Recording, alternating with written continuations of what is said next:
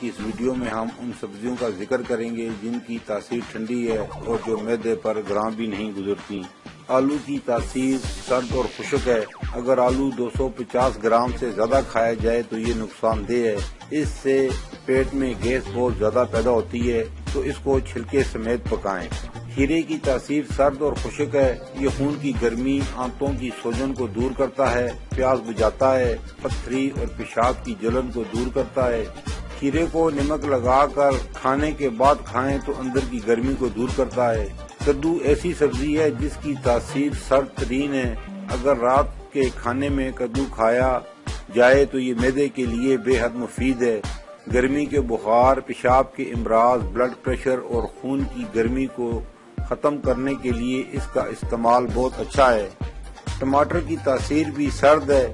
یہ خون صاف کرتا ہے، غذا کو ہضم کرتا ہے، امراض جگر اور معدہ کے لیے مفید ہے، لیکن اس کا چھلکا سخت ہوتا ہے، لہذا اس کا چھلکا استعمال کرنا مناسب نہیں۔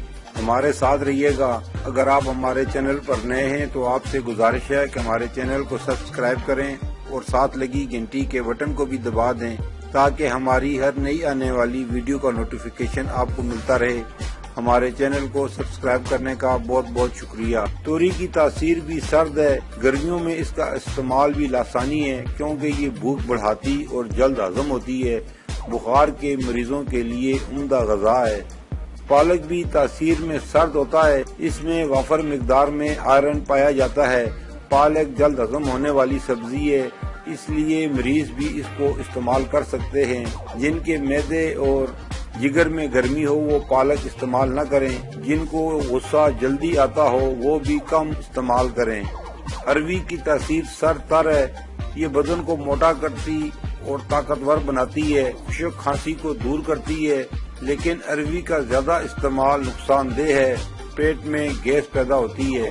ناظرین، یہ تھی ہماری آج کی ویڈیو ان سبزیوں کے بارے میں جن کی تاثیر ٹھنڈی ہے۔ کمنٹ سیکشن میں اپنی رائے کا اظہار ضرور کیجیے، اسے لائک اور دوستوں کے ساتھ شیئر کیجیے۔ پھر ملیں گے نئی ویڈیو میں نئے موضوع کے ساتھ۔ جب تک دیجیے ہمیں اجازت۔ اللہ حافظ۔